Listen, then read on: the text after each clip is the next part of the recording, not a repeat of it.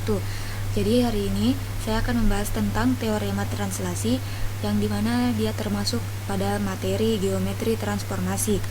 Dosen pengampunya adalah Ibu Uli Dayatis PDMPD, disusun oleh saya sendiri, Munawarah Rais dengan NIM 1903300107, Prodi Pendidikan Matematika semester 6, Universitas 19 November Kolaka.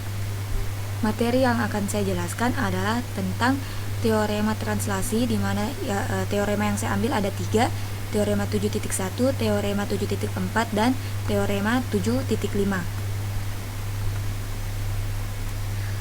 Untuk teorema 7.1, nah sebelum masuk pada pernyataan teorema ini, ada baiknya untuk melihat definisi translasi terlebih dahulu. Definisi translasi adalah suatu pemetaan S disebut geseran atau translasi apabila terdapat suatu ruas garis berarah vektor AB sedemikian sehingga untuk setiap titik P dalam bidang V berlaku SP sama dengan P aksen dengan vektor PP aksen sama dengan vektor AB. Selanjutnya, geseran dengan vektor AB dinyatakan sebagai SAB.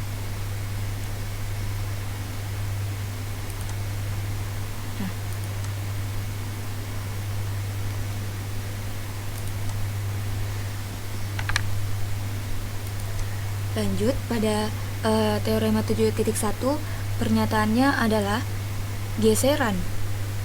Ini SAB, geseran pada garis AB sama dengan geseran pada garis CD jika dan hanya jika vektor AB sama dengan vektor CD.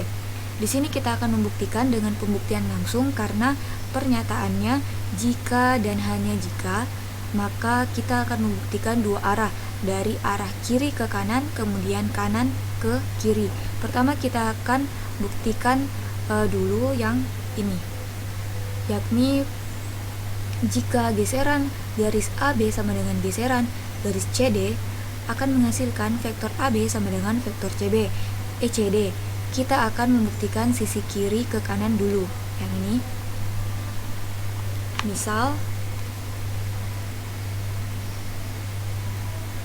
Misal geseran terhadap garis AB memetakan pada titik P ke P aksen, maka berdasarkan definisi kita dapatkan kalau vektor P aksen sama dengan vektor AB.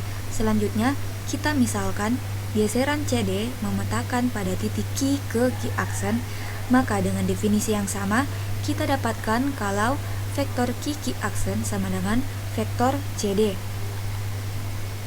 Nah, berdasarkan pernyataan kita bahwa geseran AB sama dengan geseran garis CD, maka kita dapatkan vektor PP aksen sama dengan vektor QQ aksen di mana dan ini dia terjadi jika dan hanya jika vektor AB sama dengan vektor CD. Jadi terbukti untuk pernyataan ini.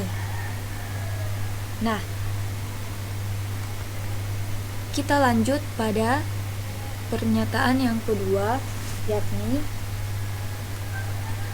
pembuktian dari sisi kanan ke kiri, di mana vektor AB sama dengan vektor CD akan menghasilkan geseran terhadap garis AB sama dengan geseran garis CD.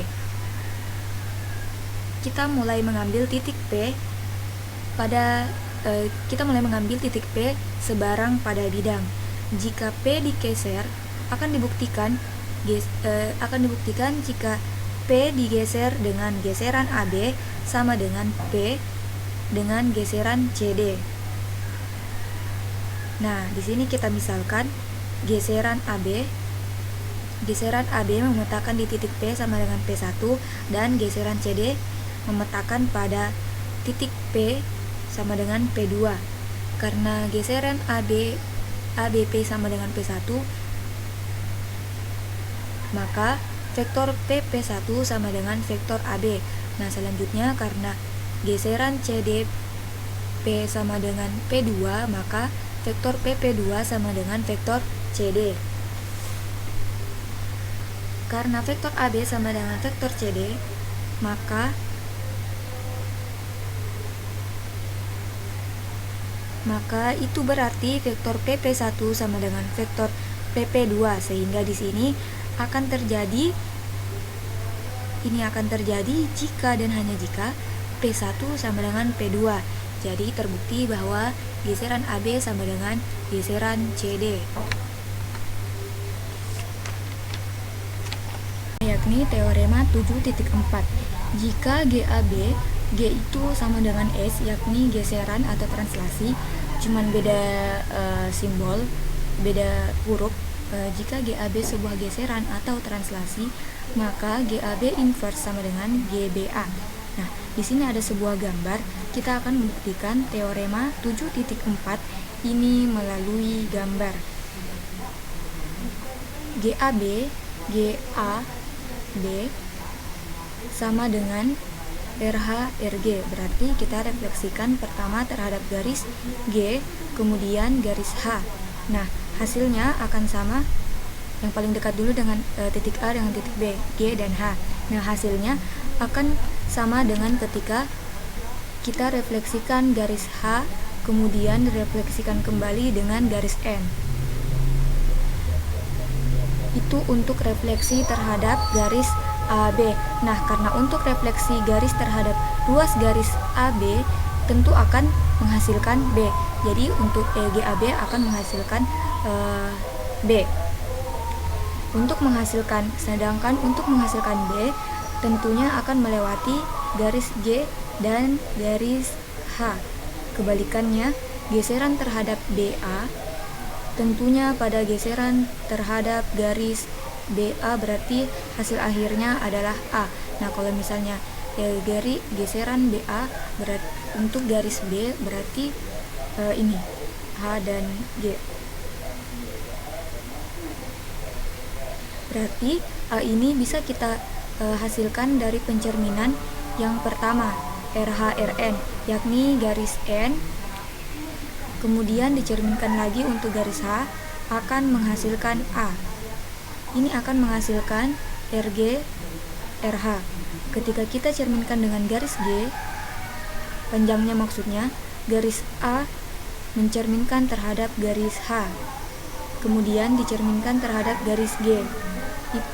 Itu nanti besar bayangannya sama dengan RN, RH. RG, RH sama dengan RN, RH. Nah, berarti apa? Ketika GAB kita inverskan, maka akan sama dengan RH RG inverse. Di sini kita bisa jabarkan RH RG inverse ini kita jabarkan jadi RG inverse dikali RH inverse sama dengan RG RH. Nah, RG RH kita tahu sama dengan hasilnya GBA. Nah, ini RG RH GBA.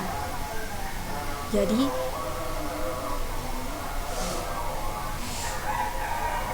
sehingga terbukti bahwa sebuah geseran dari AB jika diinverskan adalah sama dengan geseran dari BA. Nah, selanjutnya teorema 7.5 atau teorema 7.5 ini adalah merupakan isometri. Nah, mengingat kembali mengenai definisi isometri merupakan transformasi di mana transformasi tersebut mempertahankan jarak. Jadi kalau kita mentransformasikan A ke A aksen dan B ke B aksen, maka panjang AB itu akan sama dengan panjang AB aksen B aksen. Nah, kita mulai dengan memisalkan geseran. AB memetakan P ke P aksen dan Q ke Q aksen. Ini berarti PP aksen sama dengan menghasilkan Q aksen dan akan menghasilkan AB. Panjangnya, ini panjangnya akan ditunjukkan dalam P aksen Q aksen sama dengan PQ. Nah, kita akan memandang dua kasus di mana kasus pertama adalah yang ini dan kasus yang kedua adalah yang ini. Nah, yang pertama kita bahas adalah kasus pertama. Bila P aksen Q aksen tidak segaris, maka berdasarkan teorema, nah teorema yang dimaksud adalah teorema yang ini, misalkan 3 titik AB dan C tidak segaris.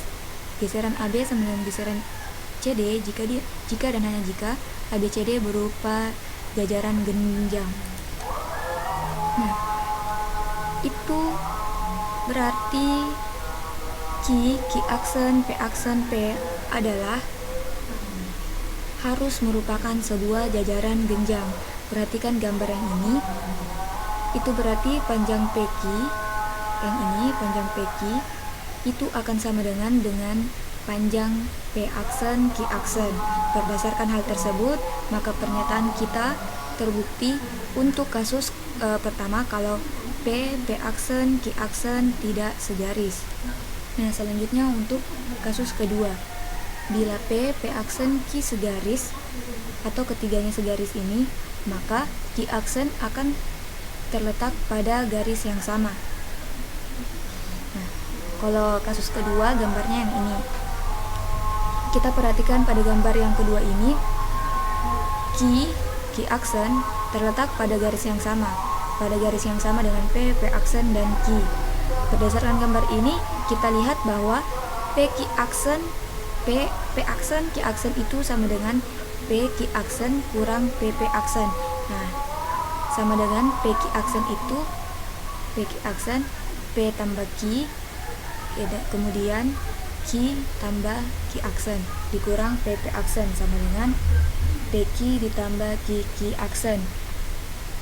Nah, di sini QQ aksen karena kita tahu bahwa PP aksen itu sama dengan QQ aksen. Jadi kita ubah menjadi QQ aksen sehingga QQ aksen dikurang QQ aksen habis menjadi P aksen Q aksen sama dengan tersisa PQ.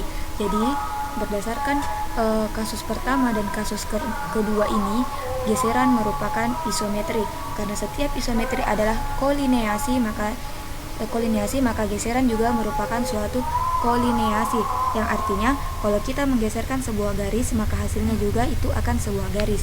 Mungkin itu saja yang dapat saya jelaskan, kurang dan lebihnya mohon dimaafkan. Wassalamualaikum warahmatullahi wabarakatuh.